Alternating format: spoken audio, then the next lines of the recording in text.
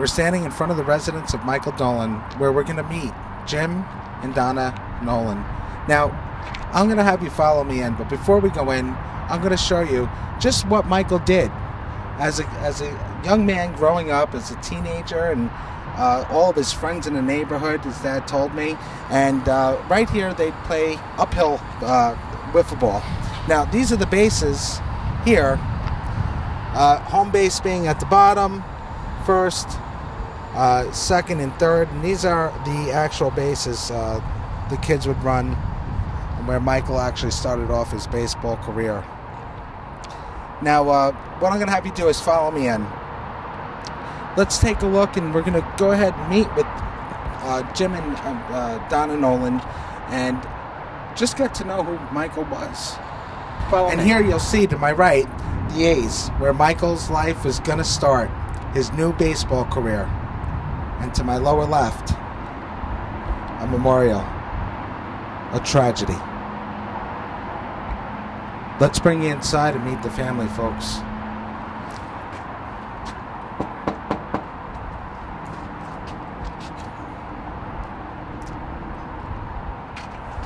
Donna? Yes. How are you? I'm Robbie. Jimmy, Mike's dad. Jim, Mike's dad. Folks, we're going to go ahead and bring you inside. We're going to take a look at what Michael's life is really like, the impact of what's happened with the Nolan family. Inside the Nolan home, our first wall, as you walk in, are pictures of Michael Nolan. And what we're going to do is we're going to have Dad tell us about some of these pictures and the memorabilia that fills the home of the Nolan residence. This is basically my family I've been working on. I mean, my life changed after 9/11. These are a memorial. Michael used to go down and clean with me on a Sunday to show respect to people. And that's a picture of me down at Ground Zero. But I learned you need to respect people. And I always told my kids, anybody needs help. I don't want to hear that team stinks, whatever. You brace everybody. The kid can't play, you brace the kid. Make him feel like part of the team. These are pictures of us coaching teams. That's his older brother playing for Saunders, his two younger brothers who really looked up to him. Michael was the heart of the family. Anytime he walked into this house or any kind of room or the school or a baseball field or basketball, they said, there goes Mike Nolan, White Mike. He was nicknamed White Mike. This is his brother Joe playing basketball, Nick. His brother, all of them, they played all three sports. Michael playing in the tournament to raise money. His brother playing with East Yonkers. But this was Michael's comeback pitch. But this is when he got drafted. This is his first paycheck. When he got his uniform down there.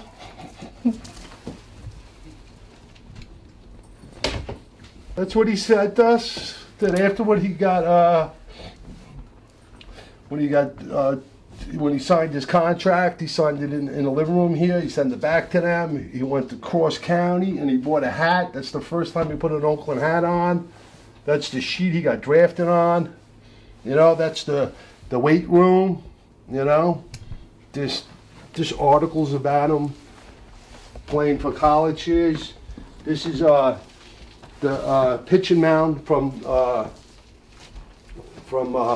Lugdale. He played for Lugdale for many years. His brothers played. Michael played all over Yonkers, but he was proud to play with Lugdale, especially with this guy Bob. And this kid had so much fun. Everybody knew Michael when he walked on the field. This here is the Daily News. He was one of the kids picked to play up against the USA team to get them ready for the Olympics. There's a lot of the business cards. That's what I wanted. I really wanted a Yankee business card. But these are all the scouts he talked to and gave him business cards. This is before he went into the draft last year. The Yankees called him down to throw a ball pen for him before he went into the draft. This is him pitching at Saunders.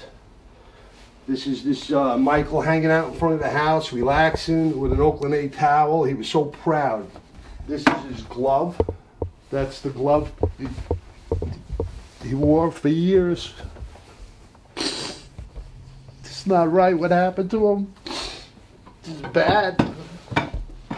This is his hat he wore down in Arizona. You could see the sweat.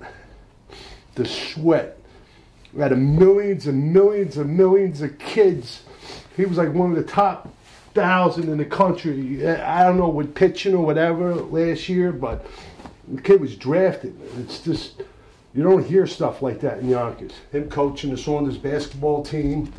It's important to know, folks, that Michael was a very big part of the community. Michael's father, too, was a 9/11 first responder.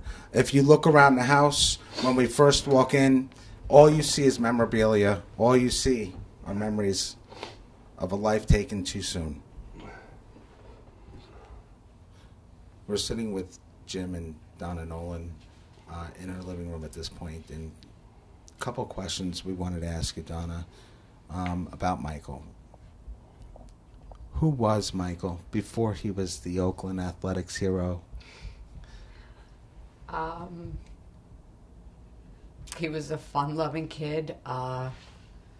He just always laughing, always smiling. Like, he could walk in a room and literally, like, you could be in the worst mood and he would come in and he'd give you that laugh or that smile, and your whole mood would just change. He just loved to play his sports. You know, play a game of wiffle ball, play a game of basketball, just hang out with his friends and his brothers. And that's what he did. He was a joker. You know, he liked to bust your chops. If he knew he could bust your chops and get away with it, he would just keep doing it. He was a ball buster, but he just had a smile on him that you couldn't be mad at him. So many times I'd be so mad at him for something, and then he'd just give me that smile or, you know, go, come on, Ma, you know I got you. I love you. And it would just change your whole mood. He was just a happy-go-lucky kid. He didn't care about nothing. Just wanted to have fun and hang out and enjoy life. Hardworking? Oh, What you say? Hardworking dad? Yeah. Yeah, he was very hardworking. Anything he wanted to do, he wanted to be number one at it, especially in sports. He trained very hard. I mean, I sat behind a home plate.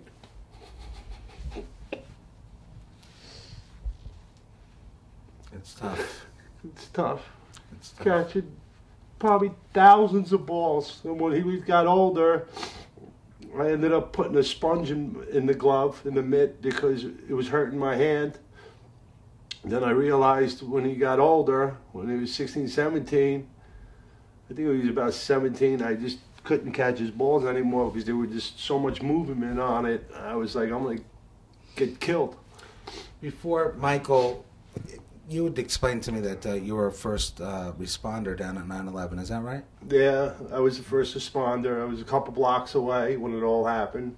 And at such time, after the fires were extinguished, you'd explained to us, or told me off camera, that Michael actually went down to the ground zero. Yeah. Tell us a little bit about that day.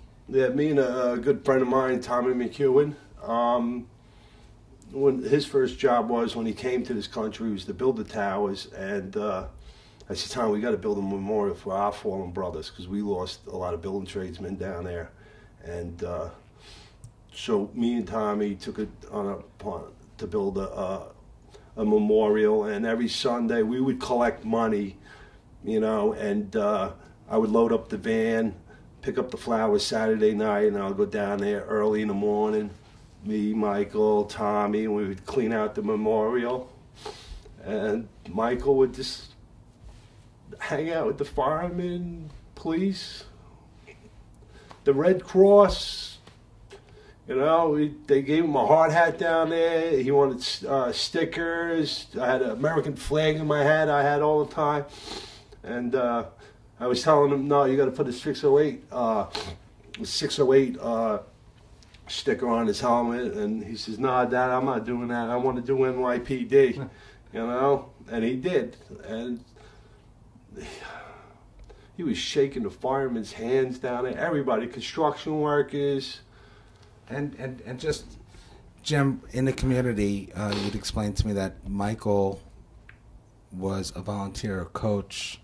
He helped out with the PLA. Yeah. What functions did he play? How did he contribute to the community? After when he graduated Saunders, he played in fundraisers to raise money for the Saunders basketball team his brothers were on, Nick and Joe. Down at the PLA, every year they have a basketball tournament down there for Pat Joyce, the guy who... Pat Quinn. Pat Quinn. Pat Quinn. Quinn. You know, the guy with the ice challenge bucket. All right. And Mike was in that. He had to have a team in there every year. Every year he had to play. And he ended up getting basketball players he knew down in Oklahoma, you know, and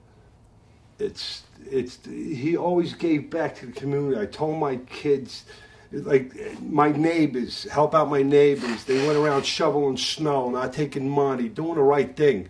Just doing the right thing.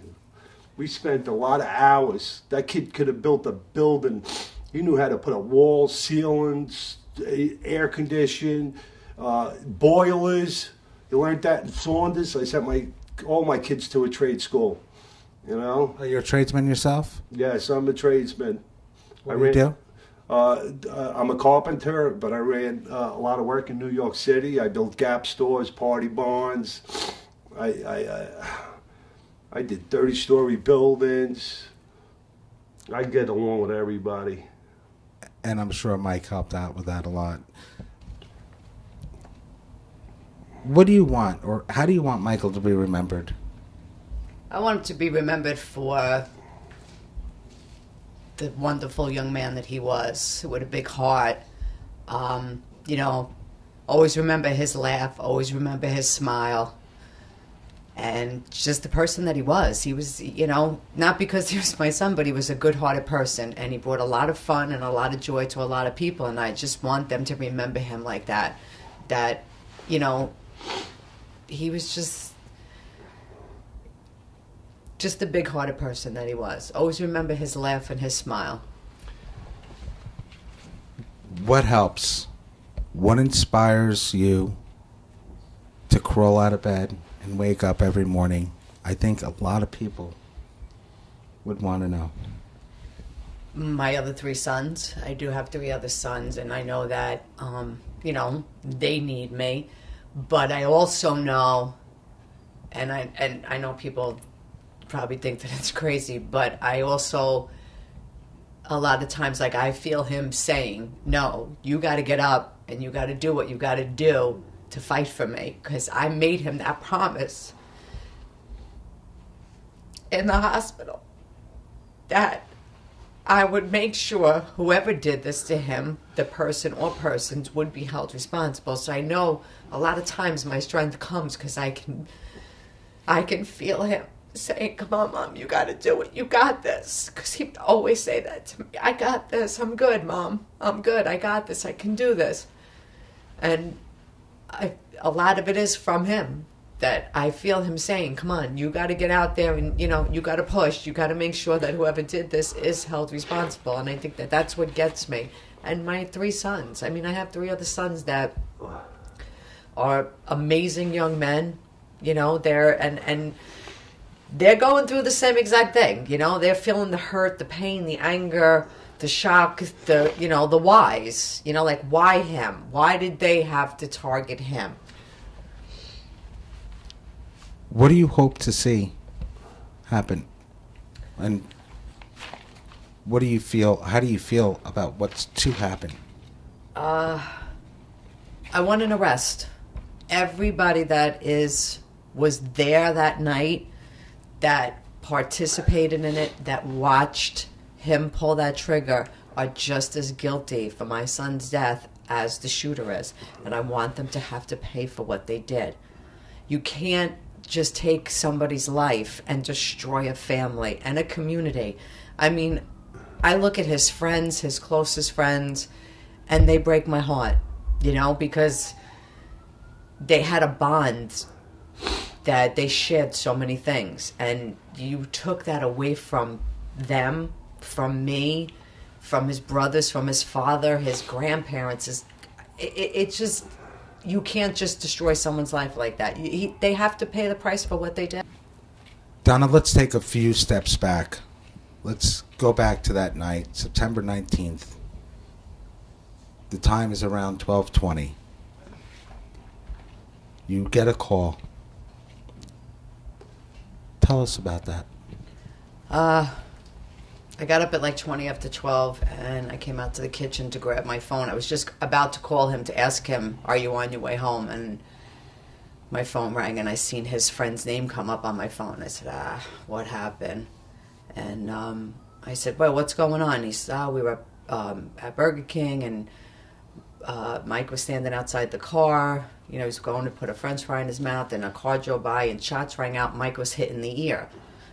I said, he was hit in the ear? Like, I said, all right, I'm on my way. And I went and I woke up my husband and my son Jimmy and my son Nick. And, you know, you're driving over there, and I'm just thinking, like, how did this kid get hit in the ear? And I'll never forget pulling up to Burger King, and all I seen was just cop cars, just the lights, and just all these cops there. And I remember getting out of the car, and it went like to dead silence. Like you could hear a pin drop. And I remember them all just looking at us, and now I'm looking at his car, and I see the door open, and I see his food on the floor.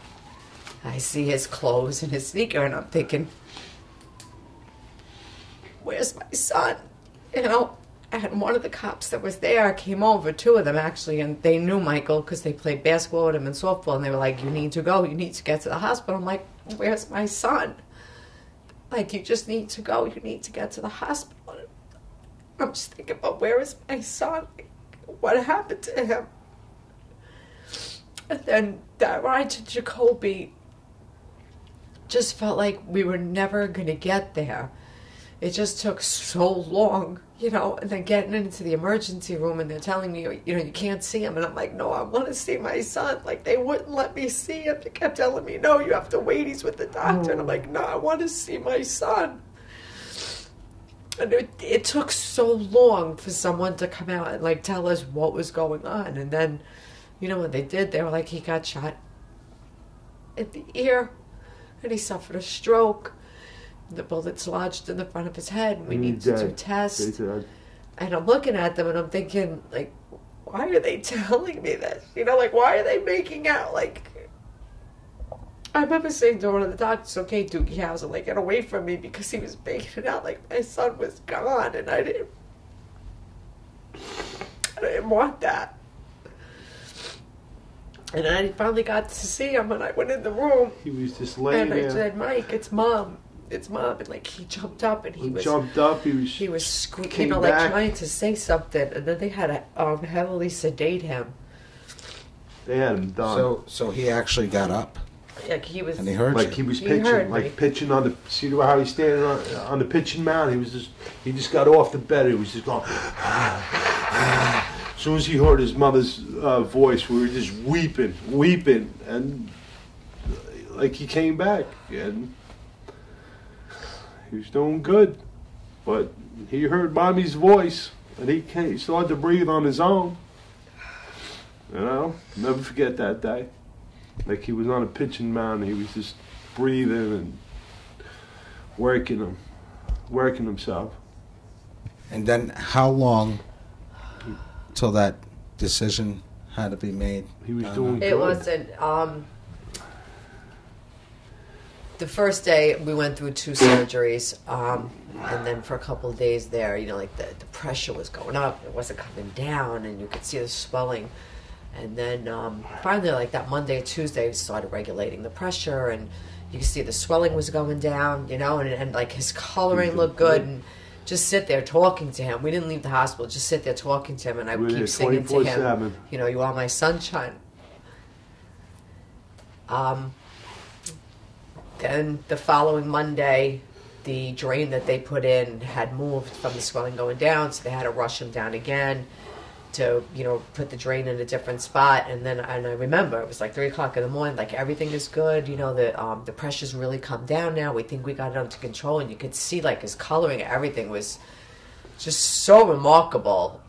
He opened his eyes. They're actually telling us that, you know, they're going to get him ready and we're going to put the skull back in and we're going to, you know, get him ready for rehab and that. And, you know, and you're thinking, okay, he's got through that hump.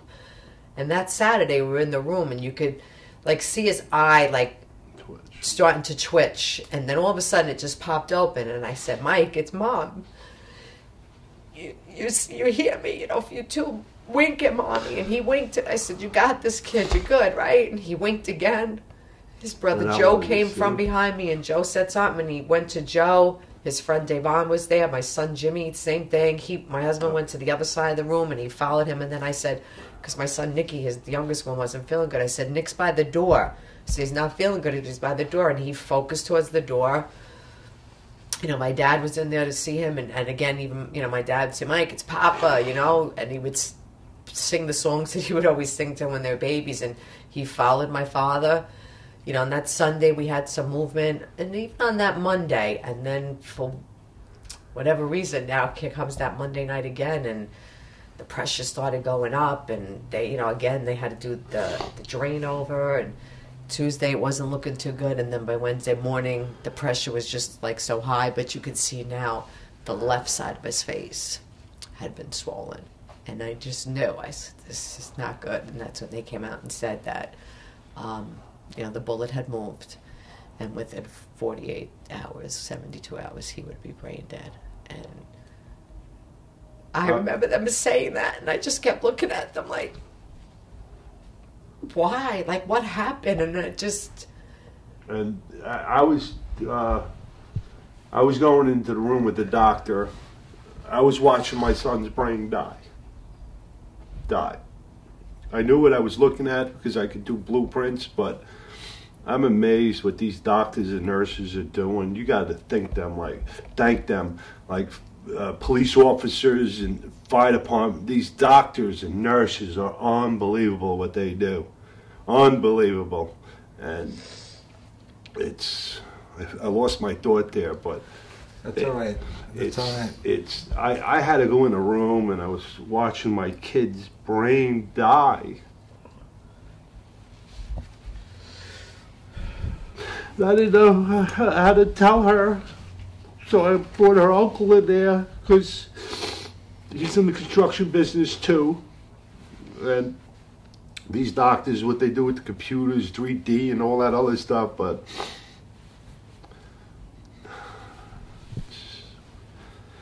then I had to make that decision to tell my wife, and that was devastating. Let me stop you for a second, guys. Let me ask you a question. Legislation as it pertains to gun laws, what would you like to see, if anything, changed? Listen, I believe in the Second Amendment. My issue here is the illegal guns. No one speaks about that. You know, they listen, has there been mass shootings? Yes, there has, and it's a terrible thing. Okay? They don't discuss the illegal guns. And that's what we need to focus on here. You people can't walk around with an illegal gun, and if you don't like someone or someone, you know, cuts you off or looks at you the wrong way, you think that you can just pull it out and you can shoot it. Whether you're intentionally going to shoot someone, whether you're going to just scare someone in a crowd, you need to make the laws tougher. And there are laws for illegal guns. The only problem is that they don't follow through with them. You know, if a person gets caught with an illegal gun, right away we look to say, okay, well, do they have a rap sheet? Do they have this? Do they have that? And if they don't, you take all that into consideration. And it shouldn't be like that. Cut and dry. Cut and dry. You get caught with an illegal gun, you're going to 10 years automatic. That's it. No if and it's illegal. How do you think that would have changed the circumstances for you today? I believe that if we still had stop and frisk, that, number one, these thugs, because that's all they are in my eyes, they're thugs, wouldn't have had this gun. Because maybe, just maybe, if they had stop and frisk and the police were able to do their jobs instead of having to worry if they, you know, stop somebody and, you know, right away it's the whole race issue. if we had stop and frisk, maybe these thugs wouldn't have had the guns, or just maybe if they thought that by some chance, listen, if I get caught with this gun, I'm doing 10 years, and it's going to happen regardless of my background, maybe they would have thought twice about having it. But they didn't, because the laws aren't strict enough. They're not strict enough, and even if they are, they don't follow through with things. You know, just because somebody has, you know, well, maybe, you know, a misdemeanor here. I mean, people could have 20 misdemeanors. Okay, they have misdemeanors for a reason, because they're doing something wrong.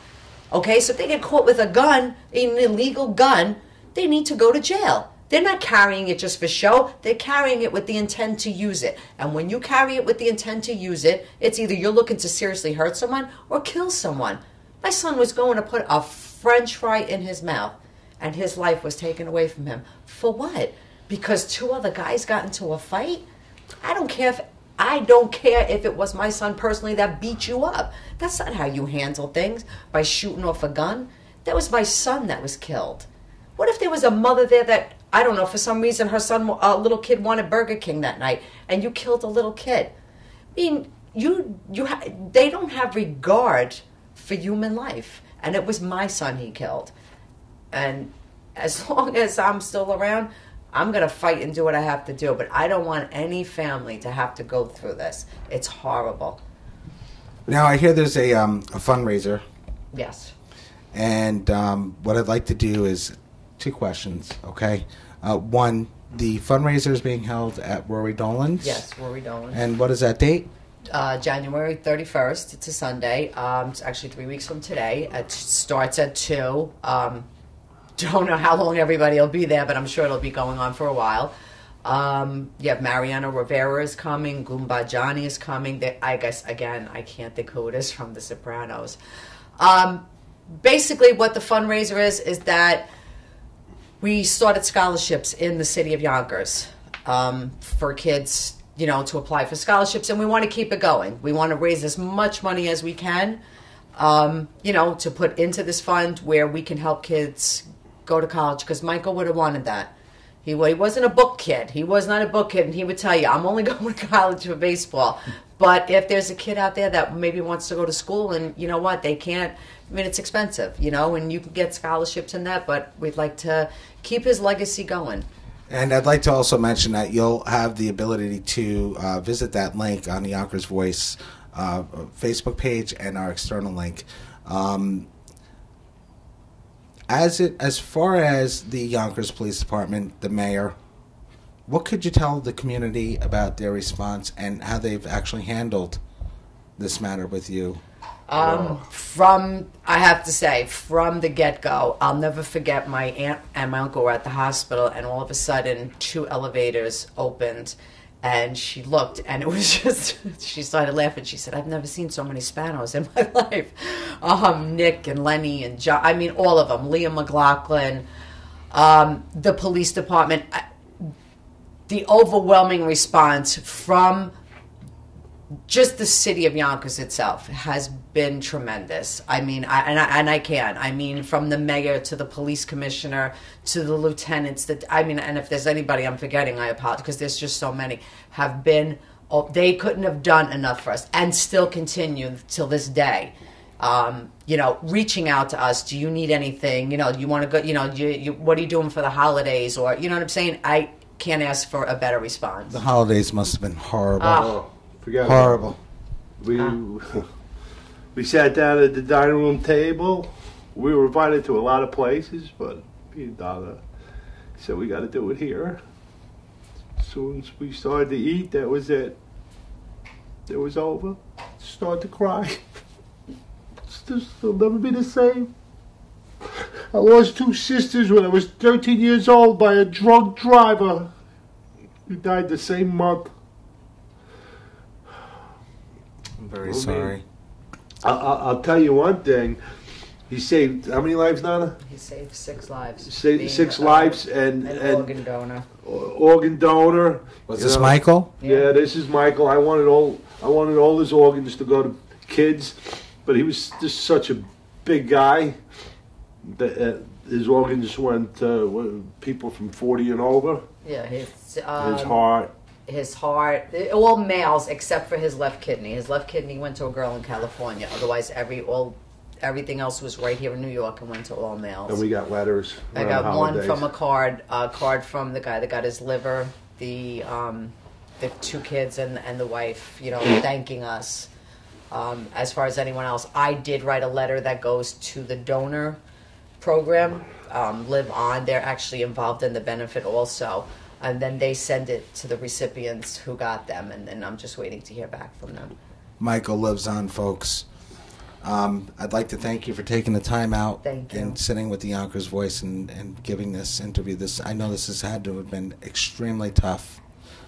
Is there anything else that you'd like to say to our audience? The bottom line here is that I'm sure all cities do it, but I had the privilege of talking with Lieutenant Hodges, and he does a gun buyback program. In the month of December was very successful and has had some success, starting off the new year. If you know somebody that has an illegal gun, or if you have it, now's your chance. Just hand it in. There's no questions asked. There's nothing. Just hand it in. Get it off the streets.